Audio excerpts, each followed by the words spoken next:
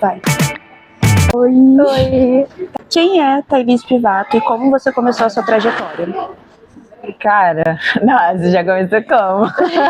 Já começou. Cara,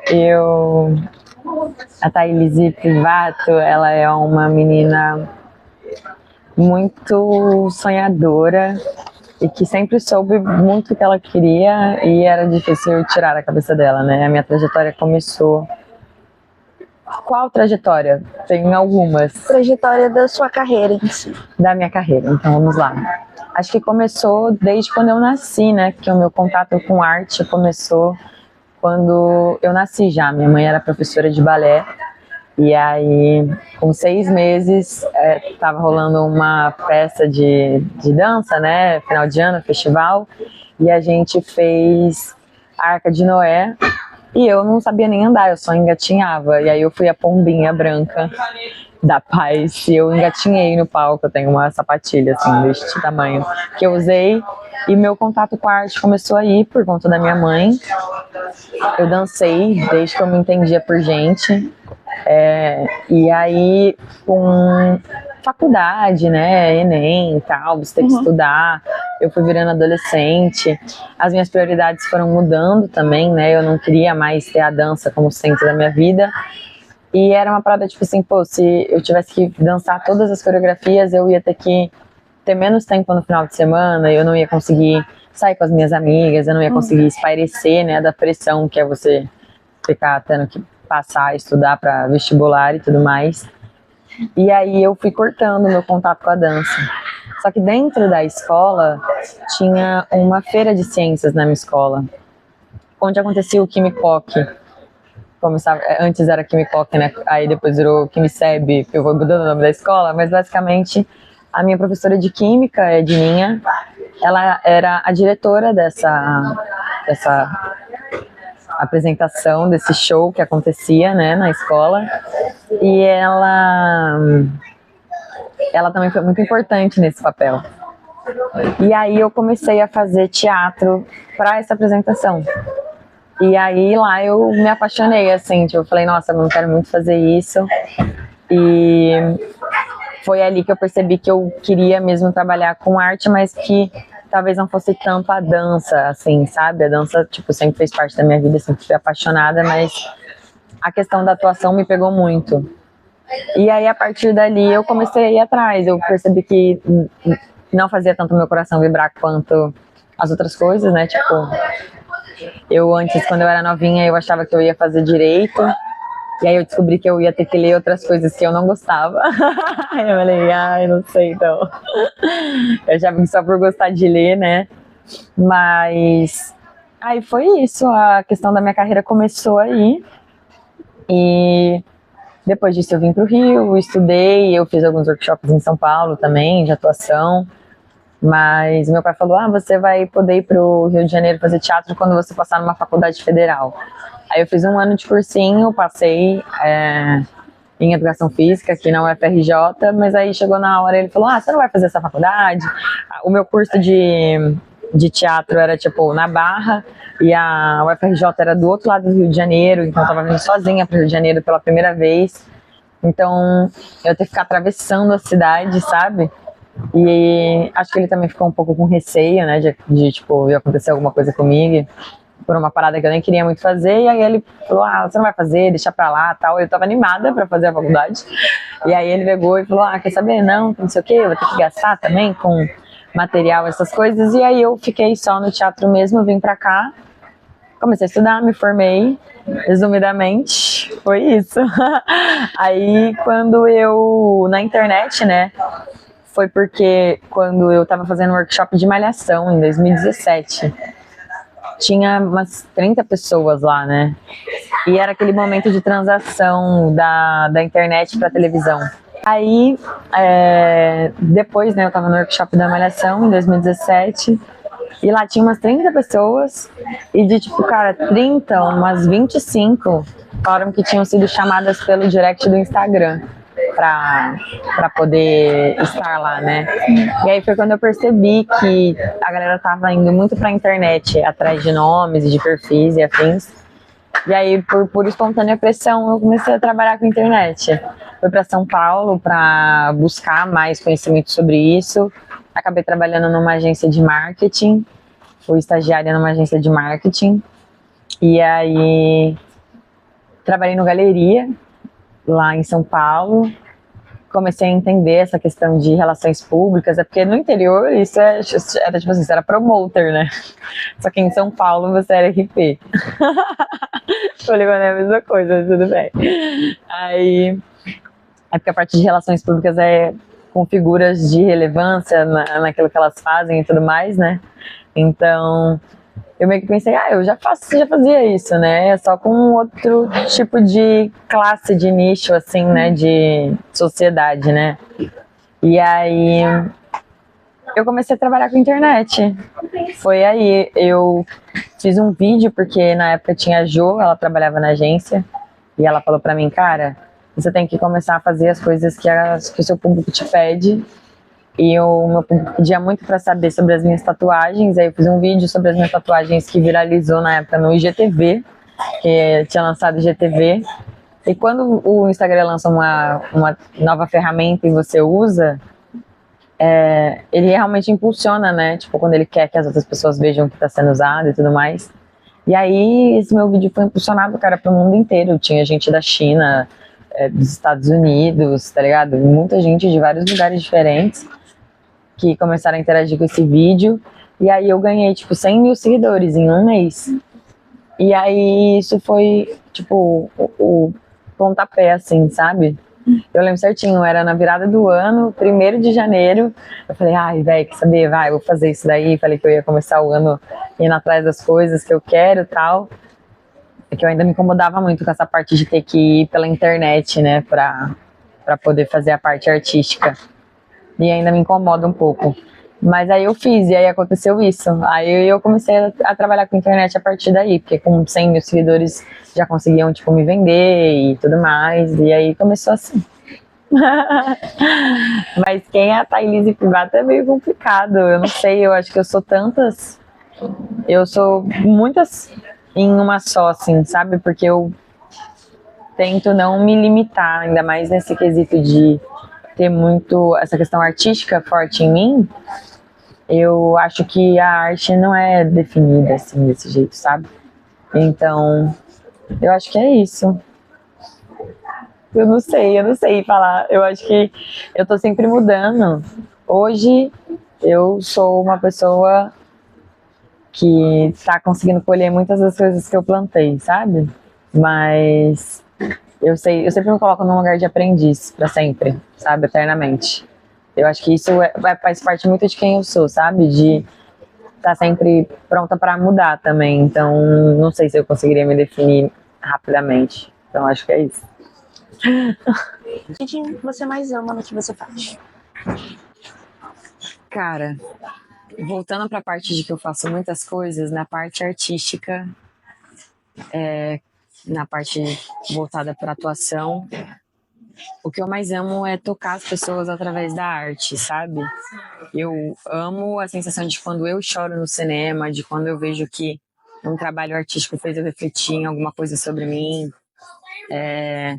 ou alguma música me emociona, sabe? Então, na parte de saber que a gente tem esse poder de tocar as pessoas, fazer elas refletirem por meio da arte, é o que eu mais gosto. Na parte da comunicação, ver que eu consigo me comunicar com uma criança de 5 anos e com um senhor de 80 e conseguir me fazer clara, assim, sabe? Eu gosto muito de conectar pessoas e propósitos. Então, quando eu vejo que eu unifiquei duas coisas que só precisavam de um caminho ali para se encontrar também, é muito gratificante para mim. Na parte, né, de conexões, assim, e de criativo, eu tipo, amo ver as minhas ideias saírem do papel, sabe? Tipo, ver uma parada que eu pensei e o resultado final, assim, depois que tudo aconteceu, que rolou uma produção, que rolou um roteiro, e a galera não tem noção, às vezes, do que acontece por trás, né? Eu acho que é isso, tipo, conseguir tirar uma parada que tava aqui dentro e colocar, tipo, de uma forma palpável, vista, assim, pros outros. De todas as cavadinhas. Acompanhando você nas redes sociais, principalmente no Instagram, a gente percebe que você é muito envolvida com causas sociais. Você desde sempre foi assim? O que te motiva a ser tão ativa para essas causas? Vem de família? Sim, vem de família. A minha mãe, meu pai sempre foram pessoas maravilhosas. Tipo assim, eu tenho muito orgulho de ser filha deles. E a minha mãe era uma pessoa que sempre movimentou muito essas causas sociais nos meios da onde eu estive com ela, né? Então, a gente morava num condomínio e todo final de ano ela fazia tipo o adote uma criança, adote um idoso, que a gente ia nesses asilos e nesses orfanatos, a gente pegava as cartinhas das crianças e dos idosos com os presentes de Natal, ou sabe, com os presentes de Dia das Crianças, enfim, dependia da comemoração, mas normalmente era no final do ano, era no Natal, e cada casa adotava um idoso ou uma criança, né? E aí a gente juntava todos os presentes e era muito difícil a galera querer ir lá entregar, né? Tipo, a galera só queria comprar o presente e pá. E a minha mãe era a pessoa que ia, organizava todas essas cartas, tudo, pra gente poder entregar nos asilos. Então, sempre foi muito de família. Sempre vi meu pai trabalha numa parte de indústria assim, alimentícia e era com arroz. Então, meu pai sempre doou muito arroz para as causas, sempre doou muito arroz para as pessoas que estavam precisando. Ser um item muito básico, né, de alimentação, assim. Eu sempre vi ele ajudar muitas pessoas, a minha mãe também, então isso veio muito de família, assim, de estar envolvida com isso desde de família. E sei lá, sempre tive muito orgulho de ver essa movimentação da minha mãe. Então, quando eu era adolescente, eu comecei antes da internet, quando eu estava lá em Ribeirão Preto, eu fiz um projeto que chamava Projeto Onda de Amor, que eu separei, né, a galera, tipo, eu fui em orfanato, fui para morador de rua e fui para asilo. Então, asilo era remédio e roupa, orfanato era brinquedo, livro e roupa. E para morador de rua era comida, roupa mais quente, sabe? E eu fiz toda essa organização com as doações para poder mandar para os respectivos lugares. E foi muito massa. Consegui juntar algumas pessoas para irem no dia entregar. Óbvio que a quantidade de pessoas que doam não chegou nem perto da quantidade de pessoas que quis se dispor a ir, mas veio sempre de família. Minha família sempre me ensinou muito sobre ajudar os outros, assim, sabe? Então, é isso, acho que foi. É. Em 2020, você abriu seu Instagram para a influenciadora e ativista Alice Pataxó, para que ela pudesse chamar a atenção dos seus seguidores para as queimadas que estavam acontecendo no Pantanal naquele ano. Como foi para você fazer esse contato? Como é que você teve essa ideia? Como você conheceu a Alice? Cara, eu conheci ela pela internet mesmo. E eu sempre. Teve uma vez que eu fui numa. Eu não lembro se era uma palestra, que houve um questionamento, tipo assim, cara, você. Quantas pessoas pretas você segue nas redes sociais? Quantas pessoas indígenas? Você ajuda essas causas? Você acredita nessas causas? Mas como que é, tipo, se a gente for ver quem que você segue no Instagram, quem que você acompanha? E isso me deu um clique, né? E eu passei cada vez mais, quando aparecesse alguma parada massa diferente do padrão, que é o que normalmente todo mundo segue, né?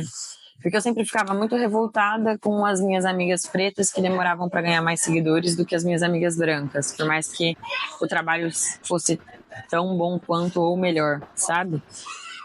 Mas eu fazia alguma diferença nisso também para os outros criadores, sabe? Tipo, e eu comecei a me questionar nisso, então toda vez que aparecia alguma coisa assim, eu comecei a me, sabe, politizar de tipo, pô, eu achei interessante, eu vou seguir. E com a Alice foi assim também. Eu conheci ela pela internet e eu sempre fiquei muito revoltada da gente ter que dar voz para eles, né? E eu achei nada mais justo do que dar a minha plataforma para que ela pudesse falar. entendeu?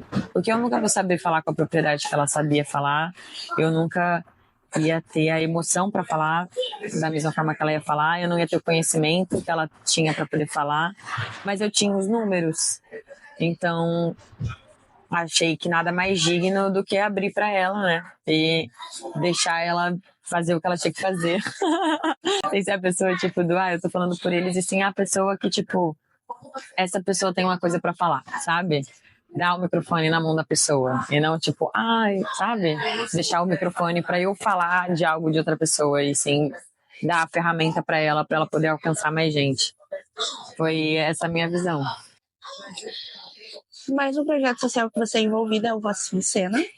Você disse sim, um podcast que você é madrinha desse projeto, que inclusive é um projeto muito lindo que ajuda muitas pessoas de lá. E como também foi o seu primeiro contato com eles, como você conheceu o projeto? O Racine Cena eu conheci quando eu vim estudar teatro no Rio. O Léo, que é o fundador do projeto, estudava comigo na minha sala. E ele me apresentou pro projeto. E aí ele me levou, na época, não era... Hoje é dentro da Rocinha mesmo, né? Lá dentro da comunidade. Quando começou, a gente fazia ali na escolinha de surf. Tinha a escolinha de surf ali embaixo, no complexo. Onde, pô, a galera também... Tem muita gente que faz esporte lá e tudo mais. Eu não sei se ainda é, né? Mas era lá. E começou lá. E foi muito doido, porque eu sempre fui muito privilegiada, né? E tudo isso que vocês, tipo, que eu escutava e aprendi durante a minha vida sobre desigualdade social, sobre o que é uma comunidade, o que as pessoas de lá passam, era muito na teoria, né? E eu, tipo assim, fui chutada pra fora da minha bolha na voadora, assim, e eu que quis arrancar esse band-aid, tá ligado? Eu escutava histórias muito tristes, o Léo me contava histórias muito tristes de coisas que aconteciam ali naquele ambiente. E eu lembro que eu ficava muito revoltada e, tipo, chorava. Todo final de projeto eu chorava, eu voltava pra casa chorando, eu ligava pra minha mãe, porque eu não conseguia acreditar, tipo, eu não conseguia entender, ainda tava entrando na minha cabeça o que era o mundo de verdade, assim, sabe? E eu lembro que um dia ela falou, tipo assim, filha, você fica muito triste, você fica muito nervosa, você me liga e eu tô longe, eu fico preocupada. Você não acha que você consegue ajudar de outro jeito, talvez, sabe? Ajudando com doação, divulgando tudo mais. E para isso não te afetar tanto assim, porque ela ficava preocupada, né? Ela só, uma mãe com filha morando no Rio de Janeiro, ligando, chorando. E eu falava, tipo, não, eu não quero, eu quero sentir essa raiva, eu quero ficar puta, eu quero ficar triste, eu não quero fingir que não tá acontecendo, eu quero vir aqui, eu quero me revoltar e eu quero fazer diferente, eu quero fazer parte da diferença, sabe? Eu vou te ligar toda sexta-feira chorando puta e eu só espero que você me atenda e me escute. E com o Rocinha foi assim, o Léo, um irmão assim da minha vida. E nossa, é bizarro, existe uma Thailise antes do REC e uma Thailise depois do REC. A Thailise que eu tenho muito mais orgulho de ser e que eu me transformei e que tem coisas e valores que eu acho massa que eu passo para os outros, foi por conta do REC. Eu, antes do REC, eu só era uma pessoa que escutava sobre desigualdade e afins, sempre em livros de geografia, matérias, escola, sabe? Tipo, existe desigualdade social, existe isso aqui, isso aqui. Mas eu nunca tinha visto, nunca tinha sentido, nunca tinha visto pessoas que eram importantes para mim e que passaram a ser importantes na minha vida, passando por esse tipo de preconceito, sabe? Entender a mudança, né, de você entender que, tipo, quando as pessoas falam, todo mundo tem as mesmas oportunidades, e você saber que não, sabe? Você, tipo, poder falar, não é, eu sei, eu vi, sabe? Tipo, então falam que a ignorância é uma bênção, né? Que normalmente quanto menos você sabe do mundo, mais fácil é você ser feliz, porque eu acho realmente muito difícil você saber de tudo que acontece e você não se revoltar um pouquinho, sabe? Tipo, e eu me revoltei na época, eu transformei isso em amor, mas eu precisei sentir aquela raiva, sabe? Nossa, que injustiça, por quê? Sabe? Eu cresci com tudo do bom e do melhor, graças a muito, tipo, fruto do trabalho do meu pai, porque o meu pai foi uma pessoa que não terminou a escola, o meu pai foi uma pessoa que às vezes não tinha o que comer, o meu pai passou por dificuldades e ele foi uma da porcentagem que, tipo, sabe, que faz essa galera acreditar que todo mundo tem as oportunidades e fica usando de exemplo, tipo assim, mas fulano não tinha nada e olha onde ele tá hoje, tipo assim, sim, mas quantas pessoas que não tinham nada que conseguem, sabe? As oportunidades não são as mesmas. A do meu avô não foi, a do meu pai não foi. E eu acho muito injusto essa parada de caralho, algumas pessoas terem que ralar, sabe? Tipo assim, nossa, pra conseguir melhorar alguma coisa e contar com a sorte do destino, sabe? Sei lá, do que você quiser chamar, pra poder chegar, tipo, num nível, por exemplo, do meu pai, que saiu do não conseguir terminar a escola pra botar a filha dele nas melhores escolas particulares que tinham, entendeu? Então, eu tiro muito chapéu pro meu pai nesse sentido, mas eu precisei sentir um pouquinho dessa raiva e comecei a entender também muito mais sobre a vida e comecei a me tornar um ser humano o qual eu tenho mais orgulho de ser depois do REC, entendeu? Foi um dos maiores aprendizados, assim, pra mim. Embora a gente já tenha conhecimento sobre o projeto, a gente queria que você compartilhasse um pouco como surgiu a ideia do projeto Cuidadosamente e quais foram as inspirações ou motivações que levaram você a desenvolver esse projeto. Era o dia da visibilidade calma, não lembro. Era o dia da visibilidade dos bissexuais. E eu conversei sobre isso nos meus stories. E eu recebi uma enxurrada de mensagem de pessoas falando pra mim, naquele dia em específico, a dificuldade de falar com a família, a dificuldade de se aceitar, a dificuldade e o medo e tudo. E quando eu comecei a trabalhar com internet, por eu ser essa pessoa que não consegue cagar quando eu sei que tem alguma pessoa triste ou alguma coisa assim, eu às vezes, tipo assim, me envolvia demais, sabe? E de uma forma que me prejudicava e eu não era a melhor pessoa para estar tendo uma conversa com aquela pessoa sobre aquele assunto. Então, eu já havia recebido mensagens de meninas tipo assim, pô, meu tio abusa de mim, mas eu fico com medo de falar pra minha mãe, eu queria ver o que eu faço, e eu, toda vez que, tipo, eu podia estar num rolê, que eu via que se a menina mandasse uma mensagem pra mim, eu ia, tipo, me recolher do aniversário que eu tava, da festa que eu tava, e eu ia ficar ali, sabe, tipo, mandando mensagem pra menina, e às vezes eu dava conselhos os quais eu não sabia se eu tava dando um conselho certo, tipo, sabe? Eu ficava sempre com essa coisa na cabeça. Se eu falar alguma coisa e acontecer alguma coisa com essa menina, sabe? Se ela fizer alguma das coisas que eu falar pra ela fazer e der errado, e ela se machucar, alguém machucar ela. E isso tava me consumindo muito e eu sabia que eu não tinha vocação nem nada para poder ajudar todas essas pessoas. E no dia que aconteceu esse negócio da visibilidade, muita gente começou a me mandar mensagem e eu falei, cara, eu não sou psicóloga, eu não posso ajudar essas pessoas do jeito que eu imagino que elas podem ser ajudadas. E aí eu postei no meu Instagram falando que eu queria fazer um movimento tal qual eu tinha feito com o projeto Onda de Amor, assim, sabe? Eu sempre falava, gente, tem 50 mil pessoas que me acompanham aqui diariamente.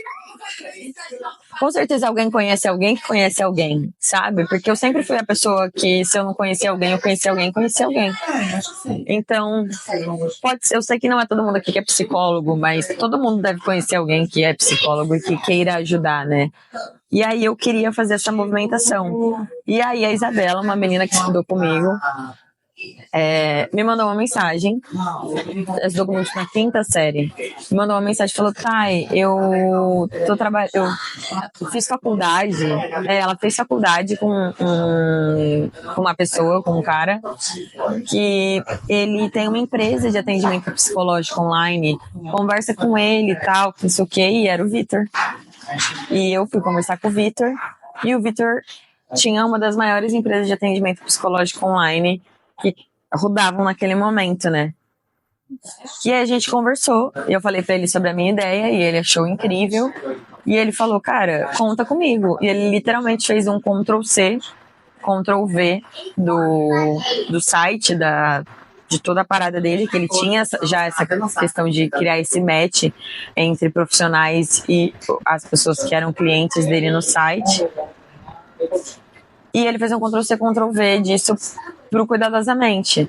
E aí ele foi atrás de diversas coisas para poder, tipo, ter a questão de comprovar renda e tudo mais. E grande parte de toda essa resolução foi dele, assim, eu coloquei a ideia para ele, ele abraçou. Mas se eu fosse fazer sozinha, cara, eu jamais teria conseguido fazer isso sozinha, tipo. Porque é muito doido. Na hora de falar que massa, Thay, que legal isso que você tá fazendo, é muito bonito isso que você tá fazendo. Mas na hora de realmente, tipo, tá, hoje a gente vai fazer uma parada massa, todo mundo junto, às 3 horas, quer ir? Ah, então, eu tenho que escrever meu peixe na natação. Ah, então, hoje não vai dar. Sabe, tipo assim, então, é muito massa a movimentação das pessoas até a página 2, assim, sabe? As pessoas estão sempre te parabenizando, mas poucas pessoas querem realmente abdicar do tempo delas para poder fazer alguma coisa, sabe? E o Vitinho foi uma peça, assim, fundamental nesse processo, porque ele abdicou do tempo, ele abdicou de recursos, ele abdicou de grana para poder fazer isso, sabe? Tipo, ele pagava pessoas para poder tocar o site também do Cuidadosamente, coisa que eu não tinha condição de fazer. E o que eu tinha condição de fazer? De amplificar o projeto, né? Então, foi quando eu comecei, falei com o Whindersson, ele postou. A Marília, na época, ela era viva, e ela postou. E os meus amigos, todos que realmente eu sei que tem um coração muito foda, postaram, assim, sabe? E, cara, é nessa hora que você vê, tipo assim, cara, eu fui atrás de influenciadores pra poder ajudar a divulgar. E eu tinha que escutar coisas do tipo, eu não sei se a minha assessoria vai deixar. Tipo assim, caralho, que merda que é a sua assessoria, então, né? De não deixar você postar um bagulho. Tipo, ninguém tá ganhando dinheiro. Ninguém tá ganhando dinheiro, tipo, com isso, tá ligado? A gente só tá gastando dinheiro, inclusive. O Vitinho ainda tava gastando dinheiro. Tipo, os psicólogos não ganhavam dinheiro, eu não ganhava dinheiro, o Vitinho ganhava dinheiro, ninguém ganhava dinheiro. Tipo, não era o dinheiro, era.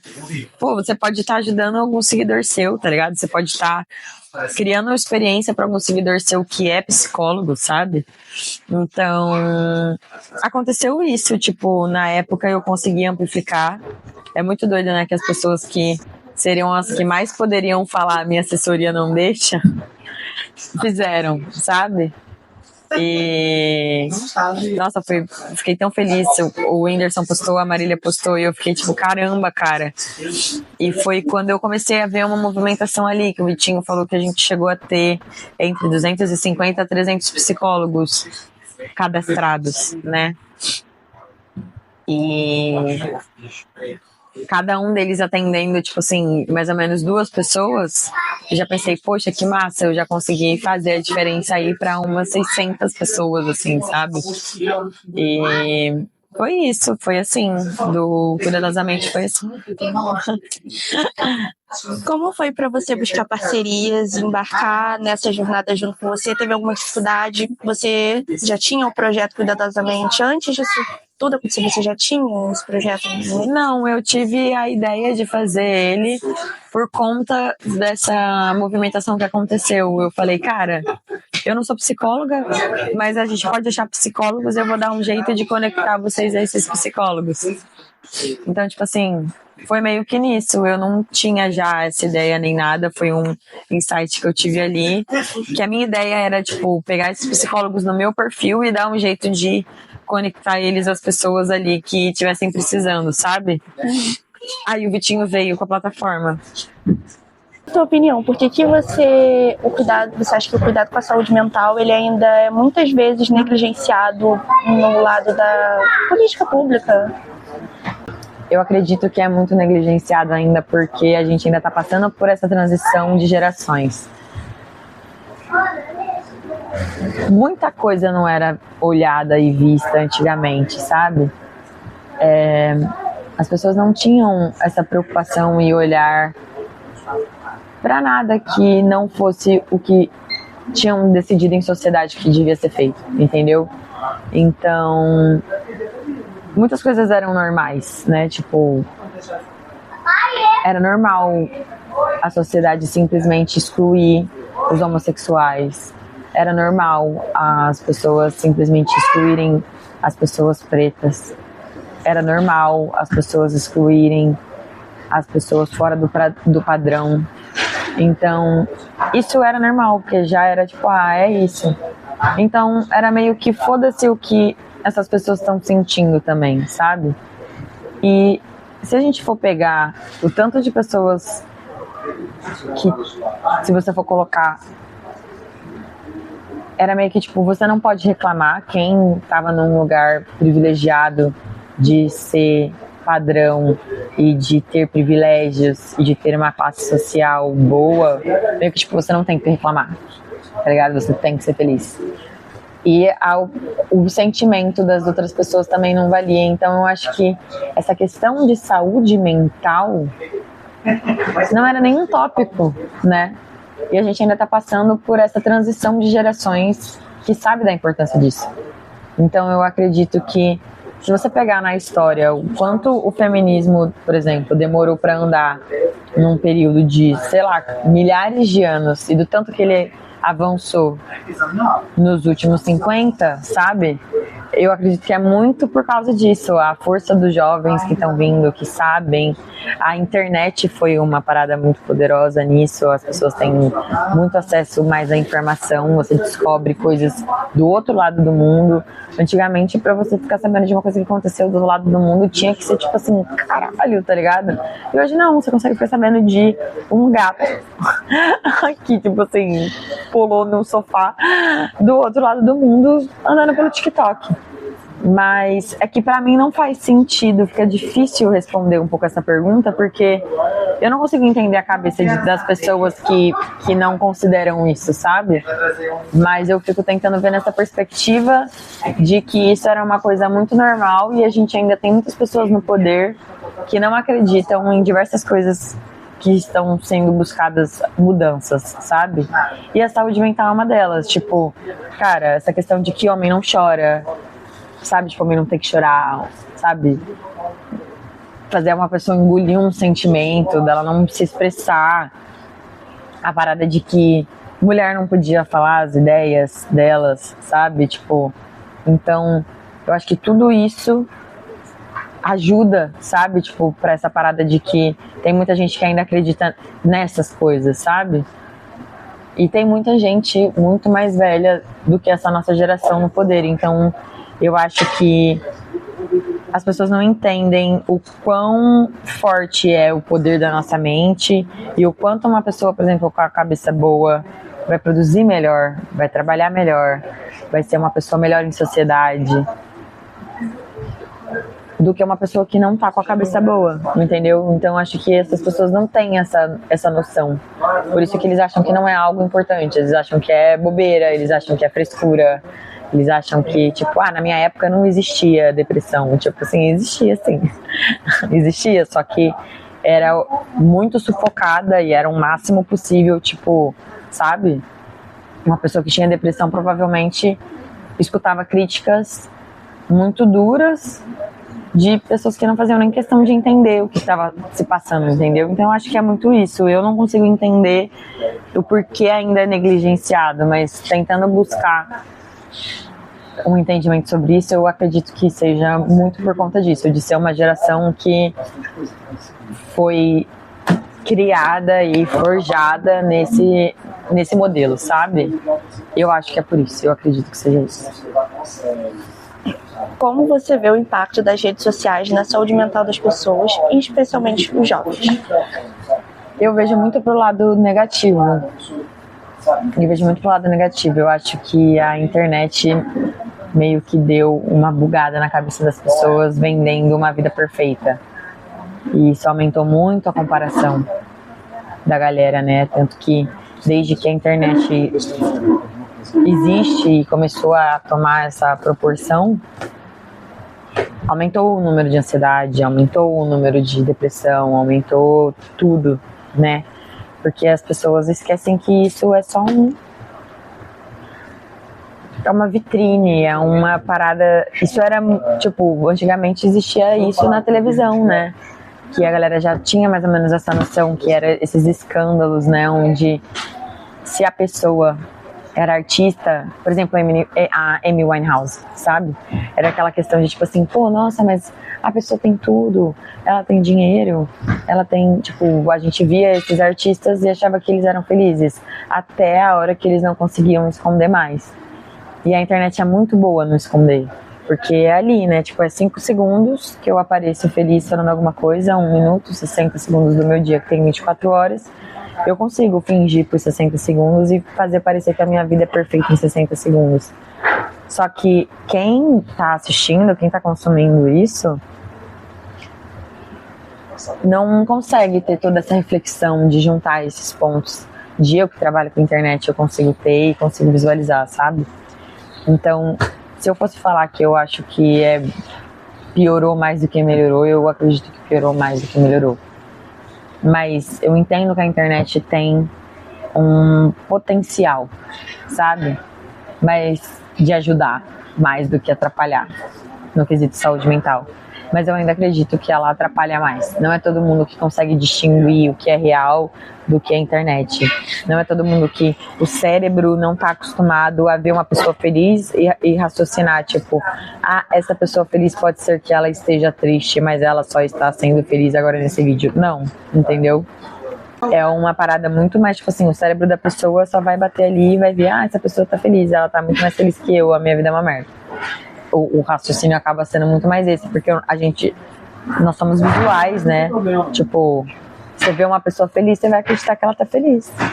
E você vendo isso do seu celular, do seu quarto, num momento triste, num momento onde você não está nas Maldivas, eu às vezes me pego nesse lugar de estar me comparando assim, e nessa hora é a hora que eu largo o celular, assim, sabe? Eu já não sou uma pessoa que consome muitas redes sociais.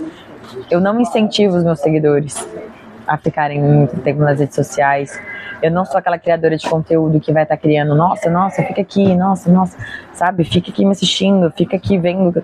Não acho isso saudável, eu não faço isso, eu não vou colocar isso para o meu público, porque eu acredito que... Mas é uma coisa que até hoje, assim... Cara, parafraseando o Matuê,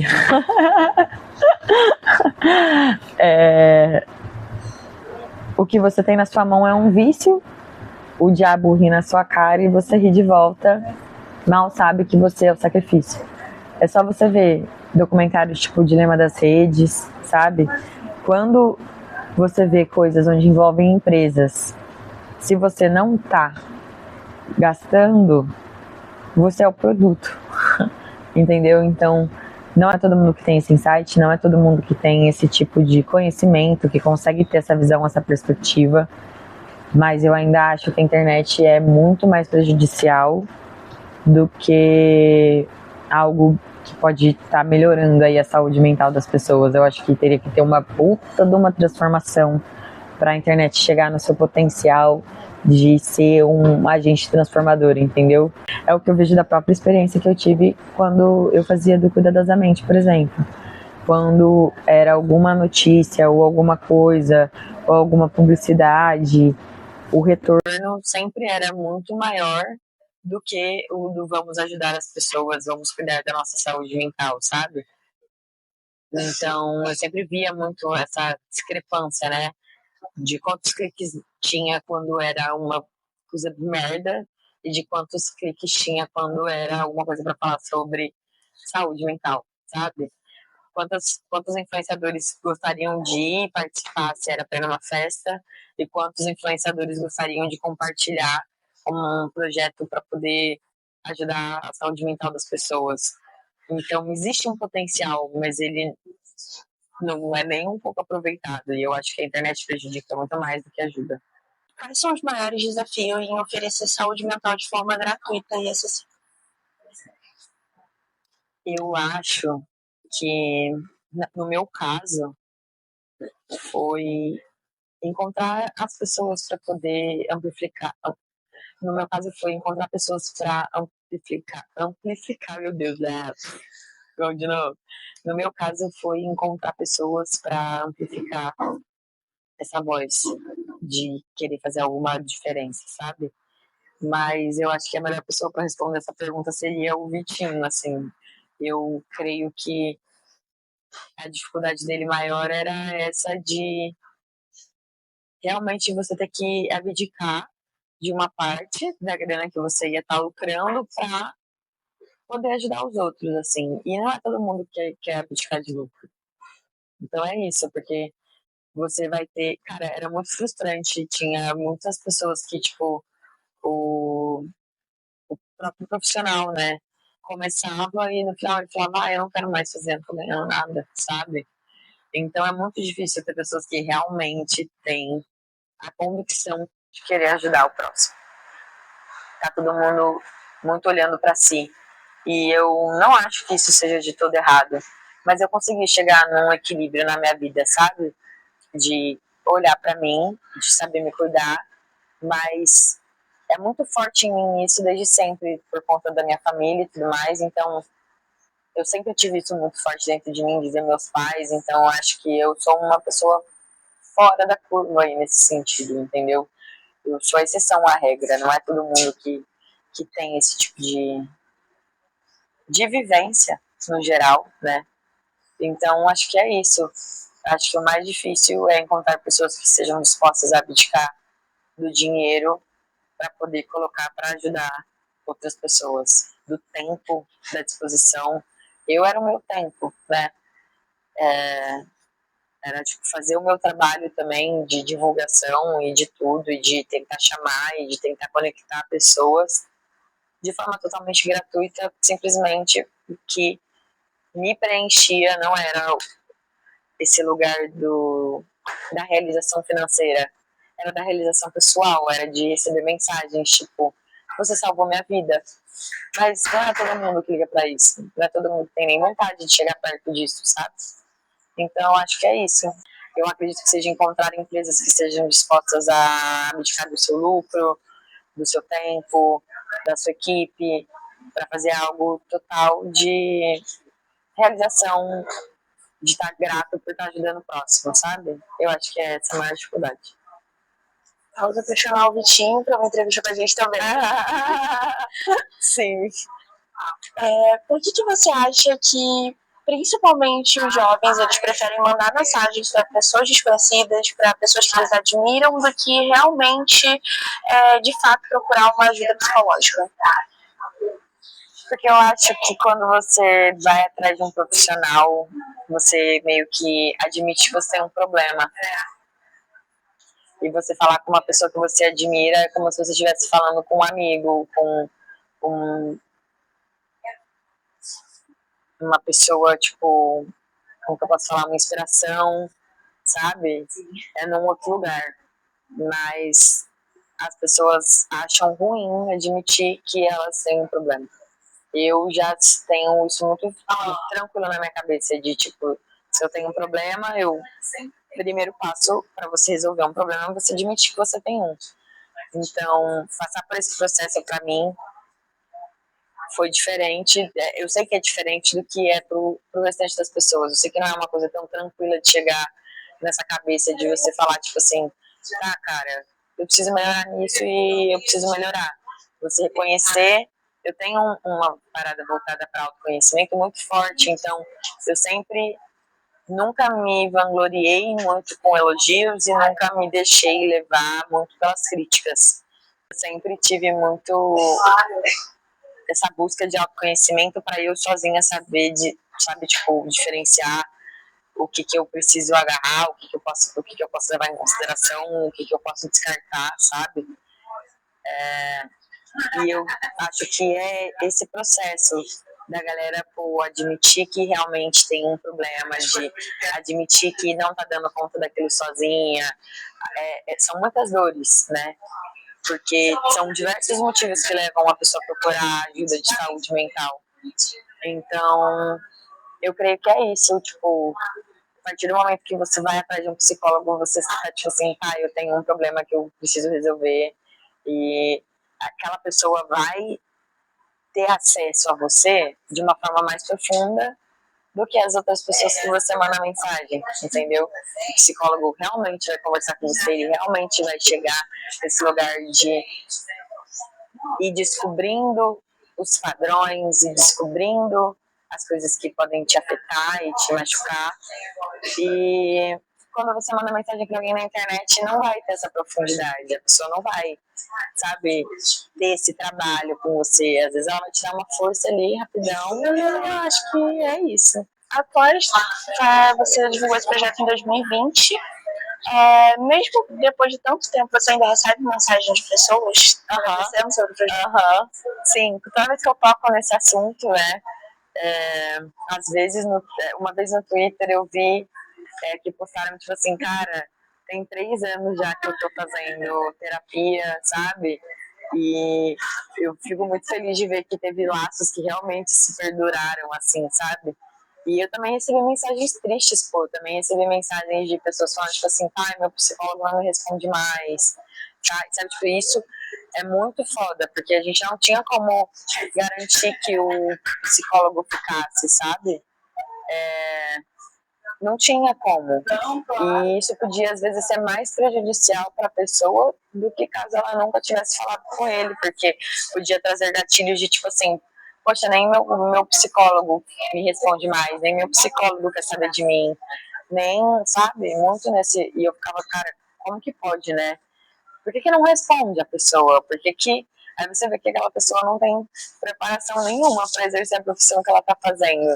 Não no sentido dela ser obrigada a trabalhar de graça, mas você não vai, tipo, mandar uma mensagem para a pessoa que estava ajudando, você vai responder ela falando, cara, eu não consigo mais, eu tô sem tempo, eu tô tendo que priorizar outras coisas, para a pessoa não se sentir abandonada, sabe? E a gente rapidamente tentava já, quando eu descobria algo assim, passar por Vitinho, quando eu via a mensagem, a gente tentar repor essa pessoa com outro psicólogo, né?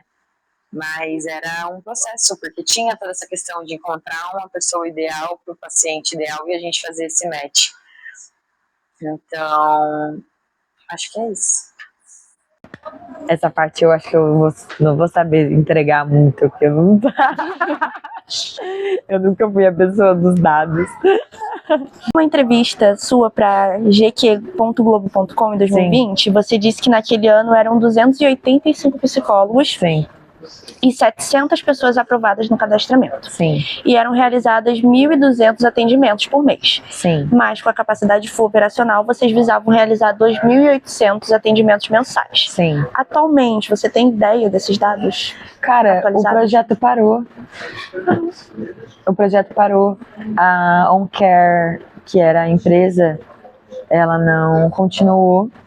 E tudo era feito por eles. Eu tenho buscado outras empresas para conseguir fazer esse projeto, né?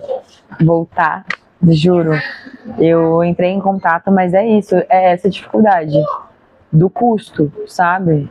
É um custo alto, é um serviço que não é simples, é uma parada delicada, é uma parada que pode mudar a vida de uma pessoa de uma forma muito potente, tanto para um lado muito melhor, tanto para um lado muito pior. Então, ter o cuidado de aprovar os psicólogos certos, mesmo com toda a questão que a gente tinha do filtro, ainda tinha um ou outro que simplesmente desaparecia da vida da pessoa e como se nada, sabe? Caralho, nossa, eu ficava muito puta, velho. Eu ficava puta dentro das minhas calças, de verdade. Tipo assim, a minha vontade era de, sei lá, tipo assim, falar, mano, sério, por quê? Pra quê? Sabe? E era muito triste as pessoas, tipo assim, tá, meu psicólogo sumiu. Tipo, sumir é foda, tá ligado? Eu entendo, as pessoas mudam. Eu quero coisas hoje que talvez amanhã eu não quero mais. Hoje eu quero coisas que eu nunca imaginei que eu fosse querer antigamente. E eu não quero coisas que eu tinha muita certeza que eu queria. Mas dentro desse contexto, né, de você ser um profissional que você quer cuidar dos outros, você abandonar uma pessoa assim, sabe? Então, eu tô nesse processo de tentar reativar o Cuidadosamente, de voltar com ele, que é um projeto que eu acredito muito, mas existe toda essa questão, né? Até hoje eu pago o domínio do Cuidadosamente. Todo ano. Todo ano eu pago, porque eu não quero abrir mão dele, sabe? É uma forma de eu deixar ali, sabe? De que eu acredito no retorno dele. Então, eu não tenho esses dados mais, porque a gente não conseguiu continuar o projeto depois que a Uncare fechou.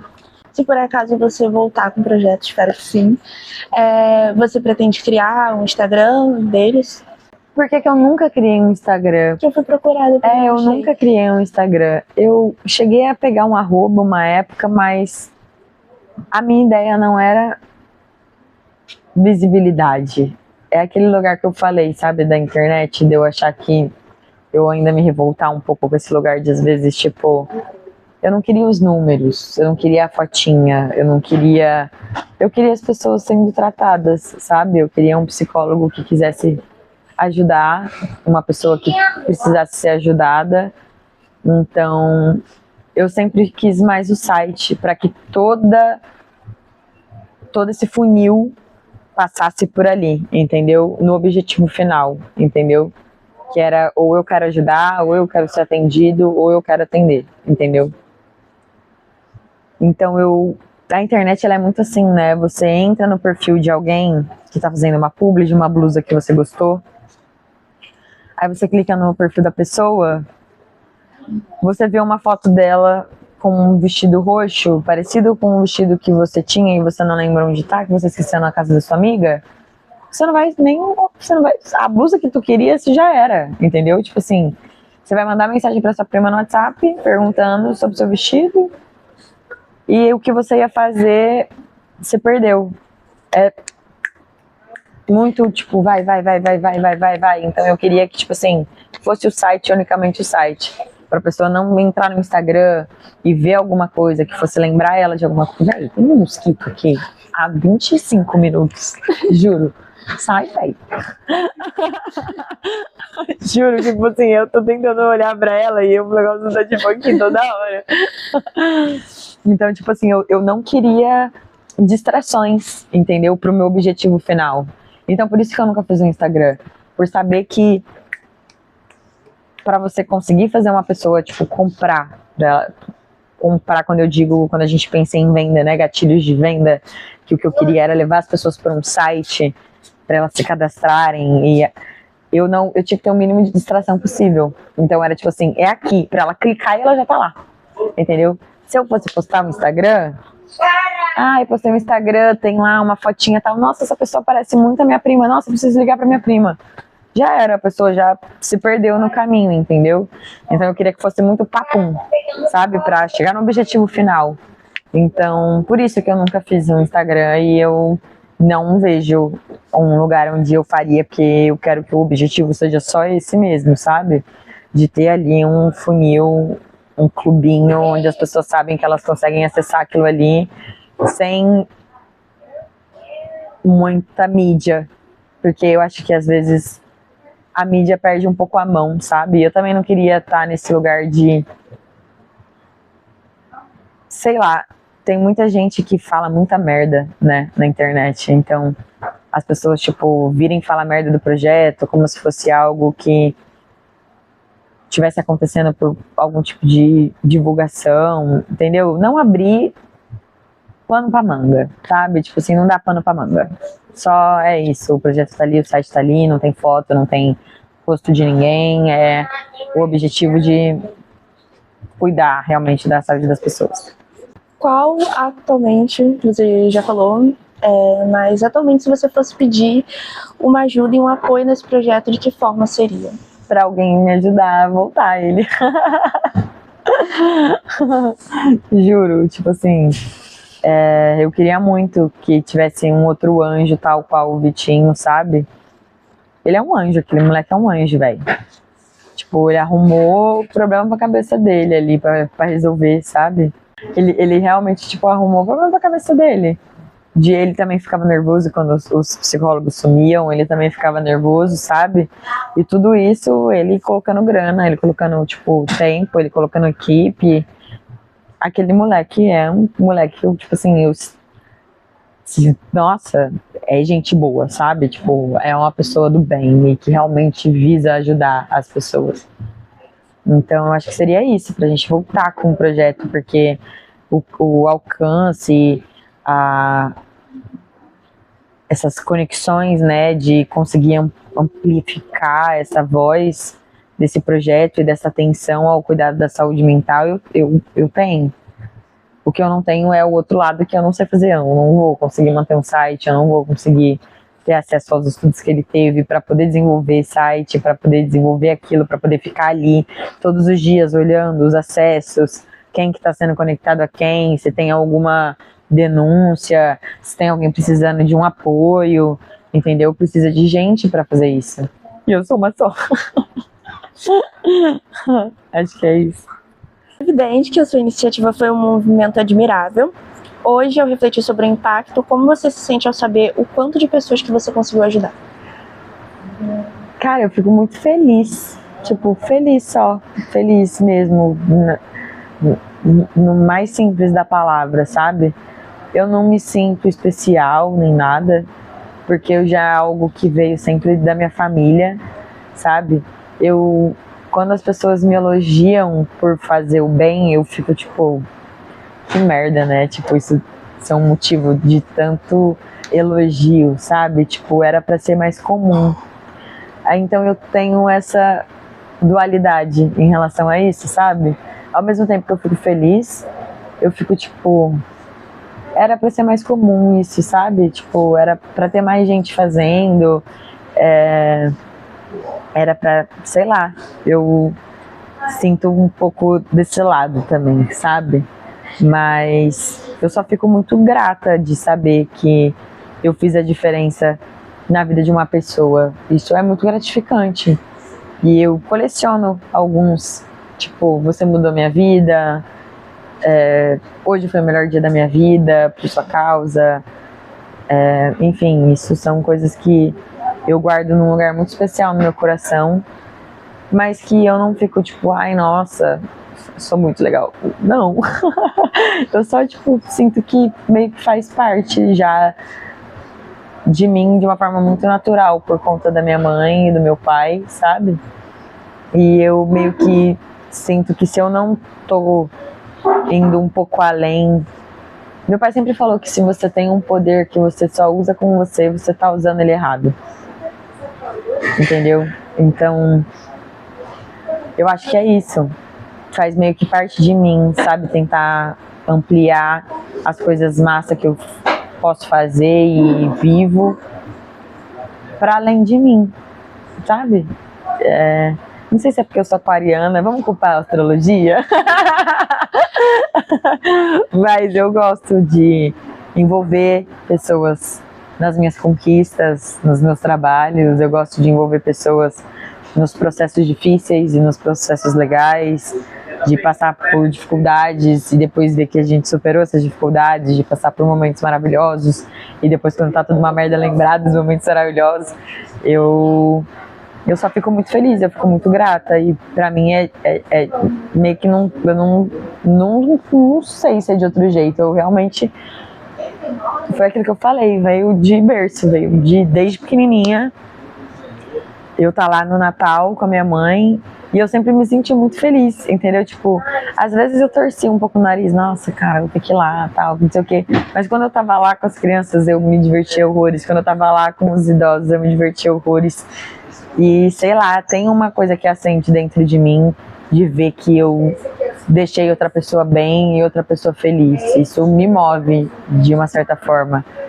Mas eu também não consigo pensar, tipo, nossa, eu sou muito foda, porque eu penso que, na verdade, todo mundo devia ter um pouco disso. Então, eu vejo meio que assim, sabe? Eu queria que todo mundo tivesse tido uma mãe e um pai igual o meu, pra entender o quão massa é você ajudar os outros, sabe?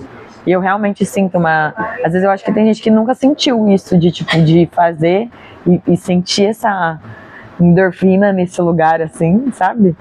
E eu só sinto muito por elas, porque é realmente uma das melhores sensações que eu tenho, assim, sabe? De pô, receber um vídeo, tipo, seu, de, pô, um trabalho na faculdade, tipo assim, sabe? vai ser coisas, tipo, você meio que eterniza a sua passada, tipo, no mundo, assim, sabe? Você não precisa mudar o mundo de todo mundo, você pode, às vezes, só mudar o mundo de uma pessoa, sabe? Então, tipo, eu não fico pensando, tipo, nossa, eu queria mudar o mundo inteiro. Às vezes eu posso só de eu ter, tipo, feito a diferença na vida de uma pessoa, pra mim já é do caralho. Tem gente que passa por essa terra e não faz a diferença na vida de ninguém. Tipo, não tem nenhum esforço de ser legal. Então eu vejo dessa forma. Por último, que mensagem você deixaria sobre a importância da saúde mental como parte essencial do desenvolvimento sustentável, humanitário e em sociedade em si? Cara, uma pessoa com a cabeça boa, uma pessoa que consegue entender os problemas dela, uma pessoa que consegue ter uma mão ali do lado para poder entender dificuldades, para poder entender o que às vezes ela tá fazendo para...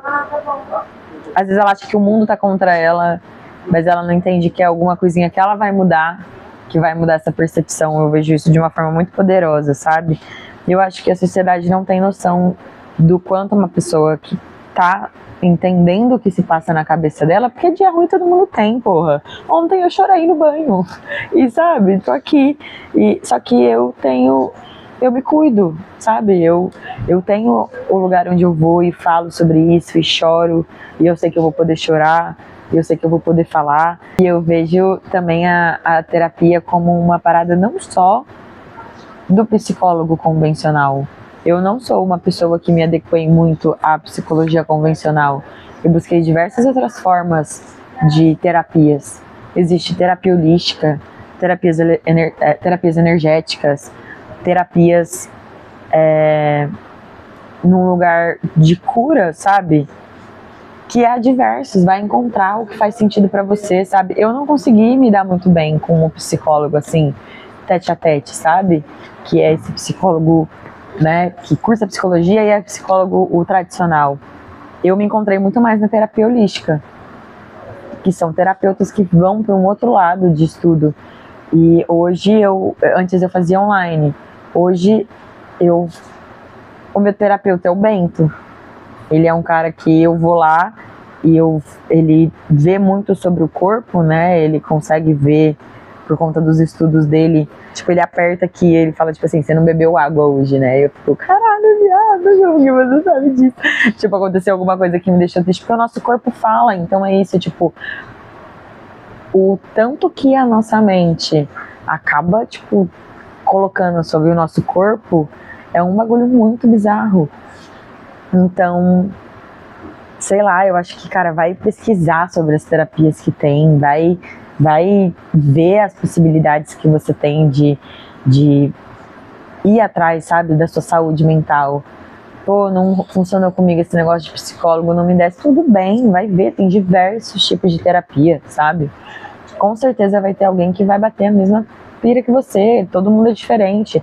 É impossível todo mundo conseguir se dar bem com um tipo de terapia só. Todo mundo é diferente, como é que não é todo mundo cabe na mesma calça, não é todo mundo que consegue comer as mesmas comidas, não é todo mundo que gosta do mesmo suco, entendeu? Com terapia é a mesma coisa, tem muitas e tem diversas. Então, eu acho que a galera não tem noção do tanto que você consegue, só de você saber o porquê tá doendo e o quanto vai doer e como dói, já é mais, você já tem mais controle sobre aquela dor do que se você não vai atrás, sabe? Tem um negócio na Netflix que fala sobre isso, eu esqueci o nome agora do documentário, mas que tinha um episódio que falava sobre você abraçar, né, os seus problemas. Quando a gente tem uma parada boa, a gente quer muito debulhar sobre aquilo, mas quando é ruim, a gente evita, né, cada vez mais.